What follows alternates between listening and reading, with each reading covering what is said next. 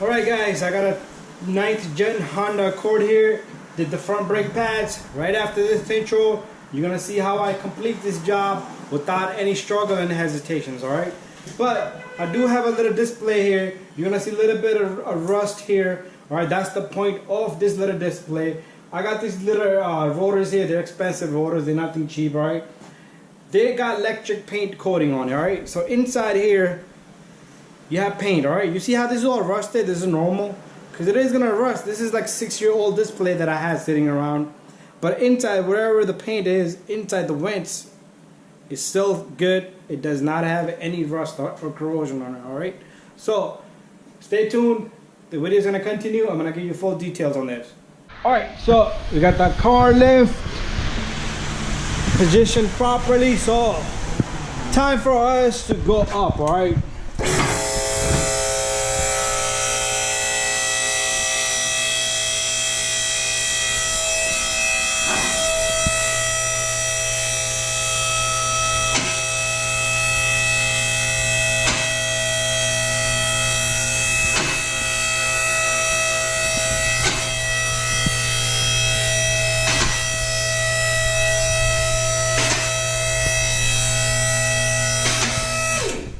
There you have it. Let's let it sit on the locks. Alright, so we're gonna start off by doing the front brake pads and rotors. Alright, so what we're gonna do is we're gonna remove this tire right here, right? Alright, so first, this car has a wheel lock. We're gonna remove the wheel lock. That's the first thing you're gonna do. Take it easy. You do not want to damage those little guys in there, right? But after somebody uses, they will get weak and damaged. There you go, one. And the wheel lock key is stuck in the gun socket. 2, 3, 4, and 5. Alright, and move the wheel.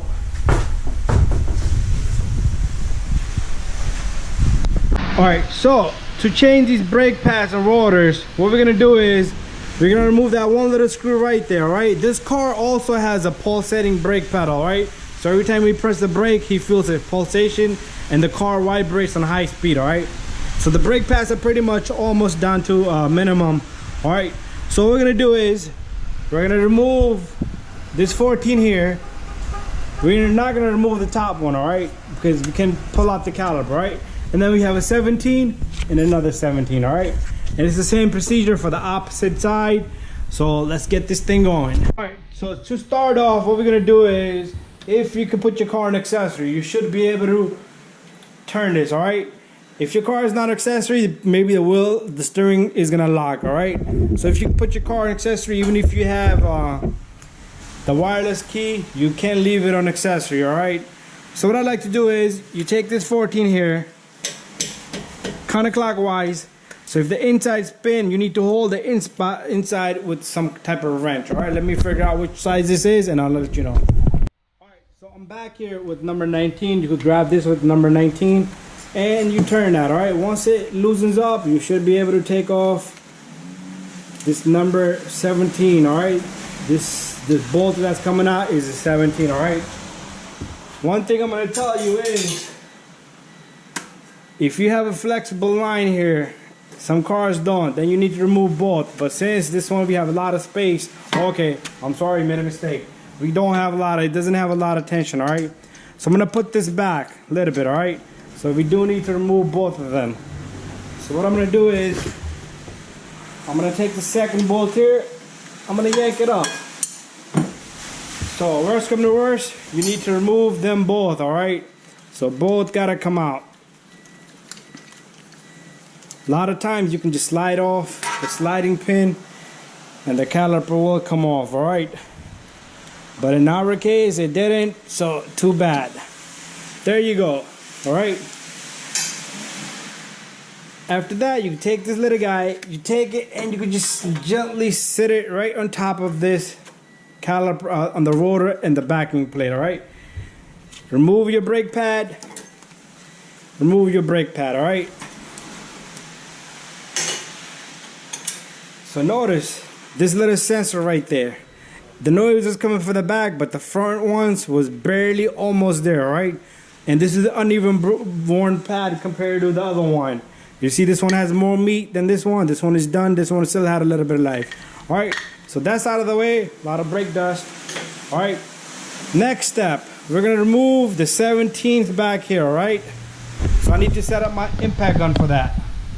All right, so time for us to take off that 17 right there. One, falls to the ground, put your hand on the bracket, and two, all right? There you go, we got this little bracket out.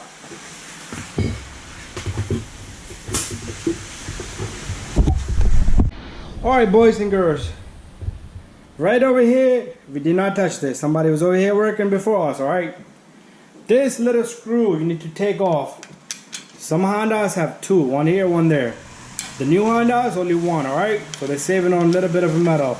This is not gonna come on, no matter how much you try. You're gonna strip it. You're gonna try to hit it right there with a chisel, punch, and hit it right there. If you don't have any of that, do yourself a favor. Get a hammer. Do not bang the heck out of it, all right? Take that hammer. Tap it in back of the rotor. What that's gonna do is, it's gonna break the tightness and the rustness on that little bolt. Once you do that, watch this. There you go. Bada bing, bada boom, all right? The little screw comes right out, all right? This thing is hand tightened, so when you tighten it, you just hand tighten it, but over time, it locks itself up so much. Sometimes I do drill them out, all right? Even tapping it, doing anything, using that little snap-on $500 punch tool that you hit there, that tool breaks, but the bolt does not break, all right? Anyways, this is out. Sometimes you need to hit this rotor more further to get it off. And there you go. We got the rotor out. You see these little signs here? Right here. Right here is one little sign right here that will cause a pulsation right there. All right? A little bit right here, the dark area, all right? All right, so next step, we need to clean this hub, all right? This hub looks pretty clean. What I like to do is, I just wipe it down or file it down a little bit.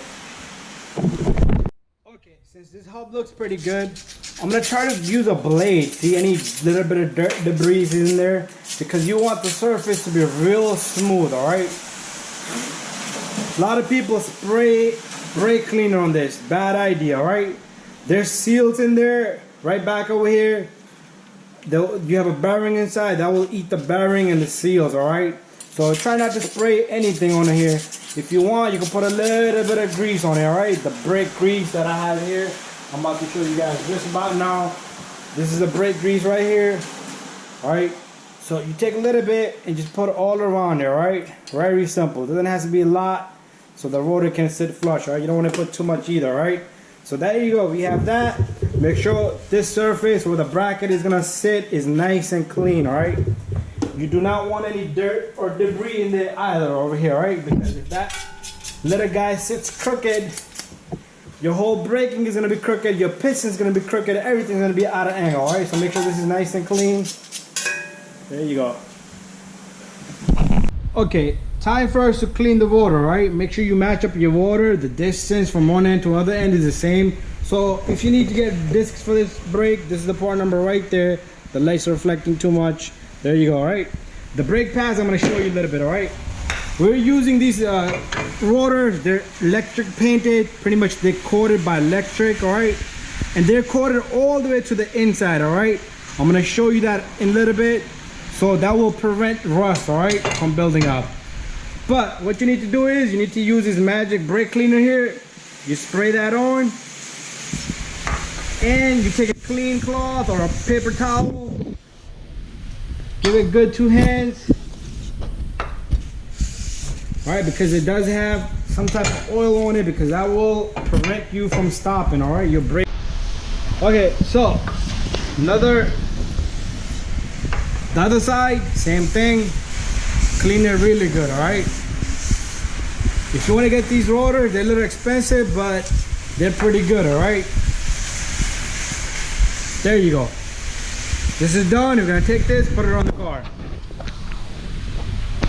All right, time for us to put this rotor, the disc, back onto the car, right? Make sure you match up the hole to the hole there. So this goes just like that, all right?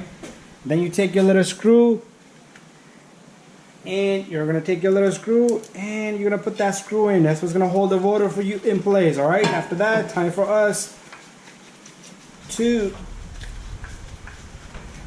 put the bracket back on after we clean or replace the hardware kit. All right, so we have our new brake pad. That's the part number right there. All right, and what we're gonna do is we're gonna open this up. Inside you're gonna have brake pads just like that, and you're gonna have a little bag, and you're gonna have a little greasing little package right there. Right, what we're gonna do is we're gonna take this hardware kit here, we're gonna replace it on the bracket. All right, so on the bracket we're gonna remove this hardware kit. All right, so all you do is you yank it off. Very simple. All right, after that you do need to clean the surface inside. What I like to use is a file. To clean this bracket, what we're gonna use is a file, or you could use one of those machines that buffs it. It's all up to you. All right, the file works very good for me. All right, so what the file does is it gives a good clean surface. All right, it takes out that little dirt, build up, debris, and you could do, it's a perfect size. It fits right in the middle in some of these cars, and it gives it good cornerings. All right, so top, bottom, top here, that looks pretty good. All right, so we're gonna take two of these hardware kit that I'm about to pull out of the bag, just like these right here. You're gonna take one and you're gonna stick it in. All right, very simple. A lot of people like to put lube here. It's all up to you. All right, I do not put lube because the manufacturer does not put lube. I used to work for Honda, so we do it the same way. All right, so this is gonna go in here, and that goes right there. All right, make sure it's flush. If you need to push the front end, push the front end. All right, so, and I'm gonna take another one and do the same thing. All right, so this goes in and that goes in. All right,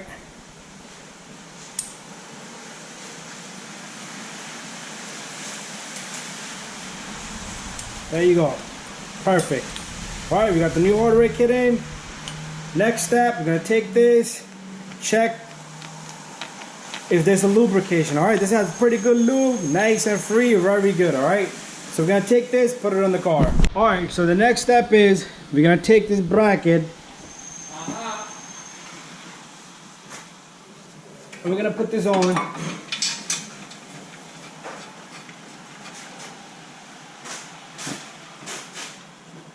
I got one bolt in there and there's a second bolt. So what we're gonna do is, if you need specs, guys, send me a message. I will get to the specs. All right, so usually they're about like 27 foot-pounds or 16 or 24, but if you need, I'm gonna check on my computer and I'm gonna tighten these. All right, and we're gonna come right back. If you're doing it by hand, make sure they're nice and tight. All right, you do not want to kill them either. All right, you don't want to over tighten them either. Put the brake pads in. All right, give me the brake pads. So when you took these off, you should have had paid attention to this little guy. All right, inside on the top. All right, so it goes back on the same place. All right, so if I put this brake pad, this is gonna become in the bottom. So this goes on the opposite side. So we cannot put this brake pad on this side. It will be for the passenger side. All right, we'll take the other brake pad. You see that? It will go up on the top. So here it goes. Your brake pad should go in nicely and easily, just like I did. You should not have to struggle. You should not have to hit, tap, or bang on this. If you do that, that means your brake pads are gonna be jammed. They're not gonna move back like they're supposed to, and you're gonna have uneven wear and tear on the brake pads.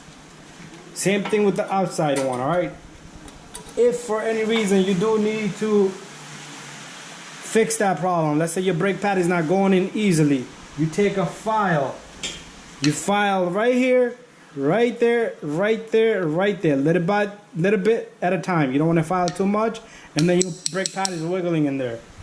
But you buy good brake pads, good brand. These are Eki Bonus. They're pretty good.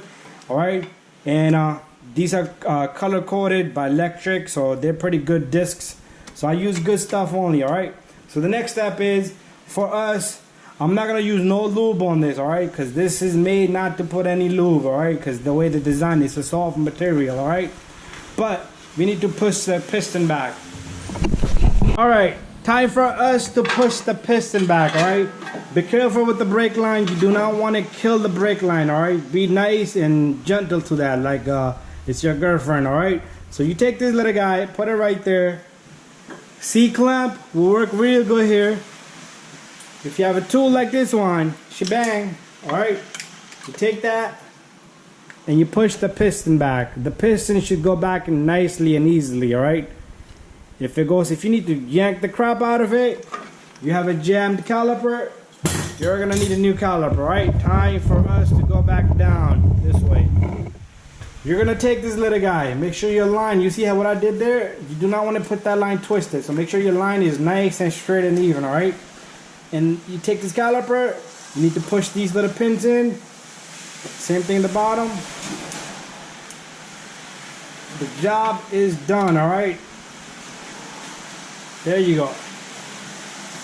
You're gonna take your two number 14s. They're both the same. Put one on the top, one on the bottom, all right?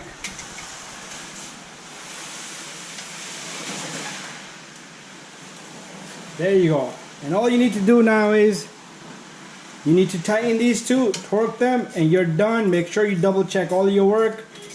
And once you're done doing all the brake pads and rotors that you're doing, make sure you pump the brake pedal or your car is not going to stop, because you do need to retract that piston back so it can grab the brakes for you, all right? Because if you start it up with the car to reverse, it's not going to stop, right, for first probably 20 feet. Unless you pump it really fast and you're a Superman. Alright, so that's it. I'm going to tighten these, torque these. Thank you for watching. Don't forget to subscribe, share, and like all of my videos.